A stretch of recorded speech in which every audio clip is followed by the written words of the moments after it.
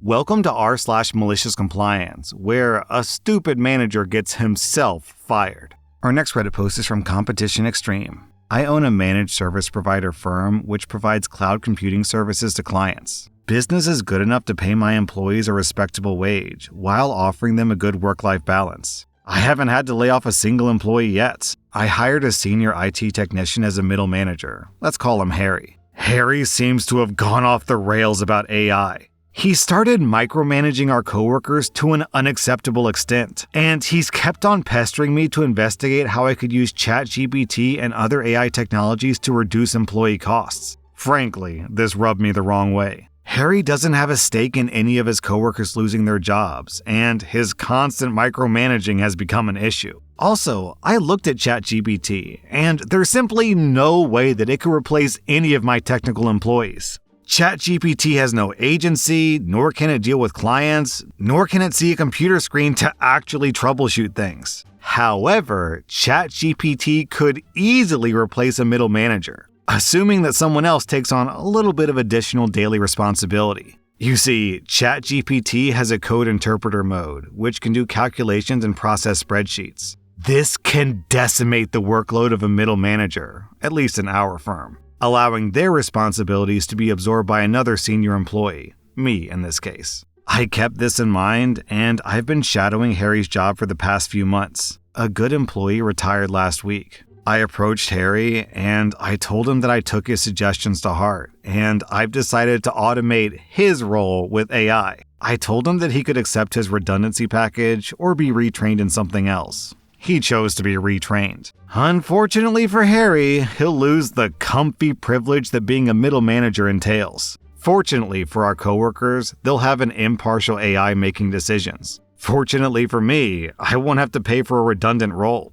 The top comment from Vor Daddy. I never thought leopards would eat my face, says the middle manager who voted for leopards eating people's faces. Our next Reddit post is from Powdered Toast Supreme. I worked as a writer and editor for over a decade, and during that time, I had my fair share of bad bosses, like anyone would. But there's one bad boss who completely takes the case. I worked for a large company that dealt with other companies and subsidiaries, ranging from publishing to fashion to sports to tech. You name it, they did it. The way our writing department worked was each writer would have specific areas that they would write for, kind of like how journalists have beats that they cover. So if you were assigned to the fashion arm of the company, you wrote or edited everything for that arm. I worked for this company for about a year and a half before a new manager was hired. She was the second in command of our department. Part of her and our department director's job was to update our internal style guide when necessary. For those who don't know, a style guide is a reference document for how to write things and edit things. Before this woman's tenure as manager, this was done maybe once or twice a year, and the changes were relatively minimal since the style guide was very well established in the company, and it had been in place for a number of years. After she came on, it was being updated at least once a week, if not multiple times a week. It legitimately became an obsession for her. Aside from the general annoyance of keeping up with it, it didn't take long for me and my coworkers to reach the conclusion that our new manager didn't have the faintest idea what she was doing. Each new version had more and more glaring errors. At first, we all just ignored these changes, giving her the benefit of the doubt and hoping, albeit naively, that these new directives were mistakes. That was until people started getting reprimanded for not following the style guide. I was the first person to get a one-to-one closed-door talk. One of the departments that I wrote for was sports, and she had seen that I hadn't been following the new rule of how I was supposed to refer to the men's and women's teams that I covered. Truthfully, I had intentionally ignored it, hoping that it was just a mistake. To my horror, however, it appeared that my new writing manager didn't understand basic grammar. You see, the changes she implemented removed the apostrophe from men's and women's in like men's basketball. Her rationale was that the men in men's basketball didn't own the team, therefore it shouldn't be possessive. Apparently, her understanding of the English language didn't evolve past grade school explanations. I was honestly pretty dumbfounded at first, but once I got over the initial shock that the second in command of our department didn't realize men's wasn't a word, I tried bleakly to explain that men is already plural, and that a possessive S doesn't always denote direct ownership. For example, men's bathroom. She stared blankly at me for a few seconds, and for the briefest of moments, I thought that maybe I was seeing the cogs in her head turn. However, she doubled down. Realizing that the fight was lost, I told her that I would implement the changes going forward. Now, here's where the malicious compliance comes in. We worked for and with some very high-profile companies, and mistakes were not tolerated for things that were outward-facing. Realizing that her idiocy could cost me my job, I made a simple request. Could you please email me the exact style guide rule that you're referencing and how exactly you'd like me to implement it with examples of where I messed up? She looked at me like I was stupid for not understanding what was being asked of me, but she still wrote it all down in an email for me. I also made sure that any further style changes were referenced in an email, and specifically asked that if there were any further changes, to please cite how I'd done it in the past, along with how she would like me to do it in the future from now on. Sure enough, within about 6 months of this, I was fired. And at my exit interview, I handed HR a folder containing every written communication regarding the style change, along with quite a bit of evidence that my manager was passing off her projects to other members of the department and changing people's work behind their backs. She was fired 3 months after me, along with our department director 3 months after that. Turns out, my little folder sparked a full investigation by HR, and after interviewing other coworkers in the department, they realized that she had done all of this just so that she would have grounds to fire people she didn't like. I just happened to be first on the chopping block. And the projects that she was passing off to other people, she was taking credit for what they were doing to make herself look good. And those changes she was making to other people's work, HR realized that she was changing things to explicitly make them look bad. You gotta love software that tracks changes, timestamps, and lists the user who made the changes. On top of all this, they also discovered that she had, at best, exaggerated and, at worst, fabricated large swaths of her resume. By the time that she was fired, I had already found another job in a different department of the same company. It was a good gig, and my new manager wasn't a complete grunt. Eventually, I moved on from that company, but if anything, my time there taught me a very valuable lesson. Document, and document some more. Man, you would think that if someone is doing something scummy, and the person they're doing something scummy to says, sure, I'd be happy to do that, but could I get it in an email? You'd be like, maybe I shouldn't do this because this is a really obvious paper trail that shows how scummy I'm being. But no, I guess scumminess and stupidity go hand in hand. Our next Reddit post is from the Big Kahuna. So there I was, working at a mid-sized IT firm as a software developer. My team has always been pretty laid back, focusing on results rather than the exact hours that were glued to our desks. Our projects were delivered on time, our clients were happy, and our team morale was high. That is, until we got a new project manager, Dave. Dave was fresh from a highly regimented corporate background and had ideas about proper workplace management, which basically meant micromanaging everything. He scheduled unnecessary daily status meetings, demanded that we fill out hourly work logs, and insisted that everyone strictly adhere to 9 to 5 office hours with minimal breaks. One day, during one of his infamous efficiency crackdowns, he sent out an email with a new policy that all coding must be done strictly within office hours to ensure collaboration and supervision. This was ridiculous because creative work like coding often requires flexible hours for maximum productivity. But Dave was adamant, and he ended his email with, "If you think you can find a loophole, think again. Follow the rules or we'll find someone who will. Challenge accepted, Dave." I decided to comply, meticulously. I coded strictly between 9 a.m. and 5 p.m. Not a minute earlier, not a second later. If I encountered a bug or if I was in the middle of a complex piece of code, too bad.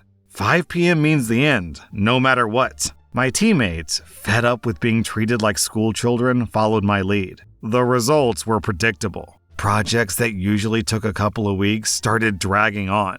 Tasks that we could have completed in a couple of days with a bit of overtime took much longer because we couldn't capitalize on bursts of late afternoon productivity that we were used to. Our workflow was severely disrupted, and the quality of our work started to deteriorate. Dave noticed, of course. He had to answer to upper management for the sudden drop in productivity and lack of commitment, which he knew was a result of our dissatisfaction with his new policy. When upper management called for an impromptu Zoom meeting with the entire team at 4:30 p.m. to address the ongoing project delays, the entire team logged in to explain our situation. In the meeting, Dave spent half an hour shifting blame and berating individual team members. He didn't even mention the 9-to-5 policy that led us to this whole situation. I already know where this is going.